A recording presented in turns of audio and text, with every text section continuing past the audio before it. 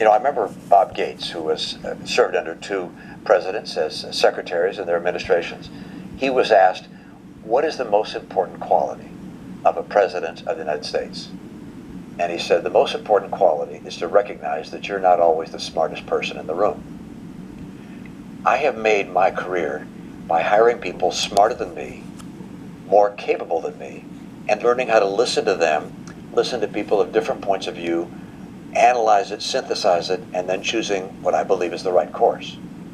I don't think Barack Obama was inclined to listen to other people, listen to himself. He listened to himself. I want to talk about January 6th, and I did bring along just a little audio-visual aid here, but you remember this moment in the hallway where you're walking away, and there's Officer Goodman that tells you to run the other way. Yeah, yeah. What was that day like? That was an awful day.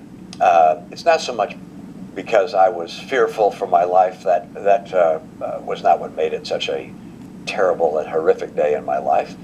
But instead, this was an invasion of the, if you will, the temple of democracy. The symbol of the Capitol is known around the world.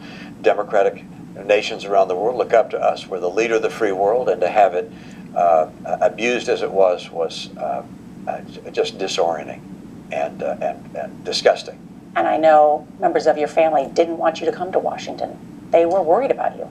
Yeah, Anne was concerned and felt that I should not go back because Donald Trump was saying, hey, come to Washington.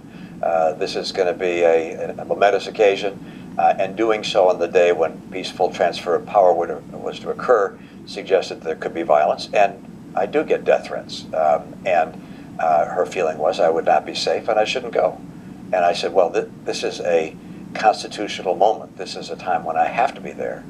And one of the reasons I ran, by the way, it's like, why would a guy who'd run for president and lost go back and run for Senate?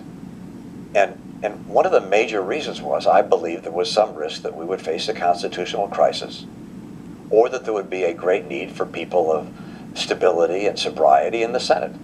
And we needed more like that, not fewer. I categorized myself in that group and thought I might be needed. And that was one of the reasons I ran for Senate. So, of course, I was going to be there at a time when such a circumstance might require a person of character. Did you have any idea it'd be tested? I had no idea that it would be tested in the way it was. It was unimaginable to me that we would not have had sufficient forces to repel a crowd storming the Capitol. And I'm sure there'll be effort to understand how our failure was so severe. The subtitle of